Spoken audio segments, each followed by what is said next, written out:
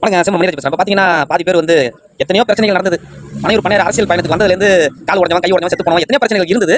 ஆனால் எல்லாத்துக்கும் பனையூர் பண்ணையார் கையை காட்டினாரு, காலை காட்டினாரு, அப்படின்னாரு இப்படினாரு, என் மேலே தூக்கி பள்ளியெல்லாம் போடுறீங்களா அப்படின்னு கேட்டாரு. ஏன்னா பனையூர் பண்ணையார் அரசியலுக்கு வந்து பயணம் எடுத்து எத்தனையோ ஆபத்து, எத்தனையோ விபத்து, மக்களுக்கு எத்தனையோ டேமேஜ் ஆயிருக்கு. அனைத்தையும் ரோட்ல போறவன் கையை கட்டுறது, எய்த்த வீட்டுக்காரன் கையை கட்டுறது, பக்கத்து வீட்டுக்காரன் கையை கட்டுறது, வானத்தில் பறக்கிறவன் கையை கட்டுறது, கீழே பறக்கிற கையை கட்டுறது, இப்படி தான் நீ அரசியல் பண்ண செஞ்சுட்டு இருக்காரு பனையூர் பண்ணையார்.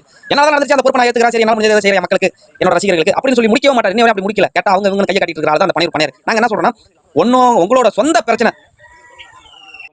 பனையூர் பண்ணையார் அவர்களே, இப்போ உங்க குடும்ப விஷயம் இந்த சோசியல் நெட்வொர்க்ல வந்து பேசுறாங்க.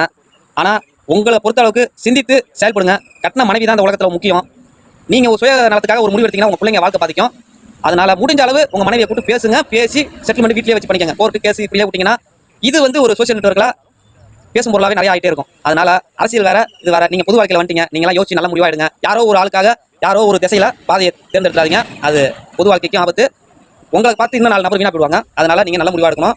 உங்க மனைவி கூட்டு உங்க வீட்டில் பேசுங்க. உங்க பிள்ளைங்க லைஃப்லாம் பாதிக்கும். எல்லாத்தையும் சரி கட்டுறது உங்க வீட்லயே வச்சு முடிங்க பண்ணையார் அவர்களே. இதுதான் நல்லது. அதனால நாளைக்கு ஒரு பிரச்சனை அப்படின்னா கட்டின மனைவி தான் நம்ம தலைமாட்டில் உட்காந்து எதா இருந்தாலும் பேசுற, உரிமை எடுக்கிற அந்த ஸ்டேஜுக்கு இருக்கிற நபர் மனைவி தான். அதனால அவங்களுக்கு முக்கியத்துவம் கொடுங்க. இந்த உலகத்தில் 1000 பேர் வருவாங்க போவாங்க. நாளைக்கு நமக்கு முடியாத காலத்துல கட்டின மனைவி தான் நிற்பாங்க. தாய் தந்தைக்கு அப்புறம் மனைவி தான் நமக்கு கடவுள். மனைவியை திட்டினாலும் கொண்டாலும் அவங்களுக்கு முடிஞ்ச அளவு ஏதாவது ஒரு இதில் நம்ம சமாதானம் ஆயிடணும். ஆனால் தான் குடும்பத்துக்கு நல்லது. அதனால சிந்தித்து செயல்படுங்க நினைக்கிற பனையூர் பண்ணையார் அவர்களே. இதுக்கும் உங்களோட ரசிகர்கள் சில பேர் இது சதி சுதி அப்படின்னு சொல்லிட்டு நிற்கிறாங்க. இது சதியும் கிடையாது, சுதியும் கிடையாது. நான் என்ன சொல்றேன்னா, இது சொந்தமா வச்சுக்கிட்ட ஆப்பு. பனையூர் பண்ணையார் வச்சுக்கிட்ட ஆப்பு. கட்டின மனைவி விட்டு வேற பாதைக்கு போனாரு. அவங்க மனைவி கண்டுபிடிச்சாங்க, வச்சுட்டாங்க ஆப்பு. சரியா? ஓகே, விமர்சனம் பண்ணாதீங்க யாரையும்.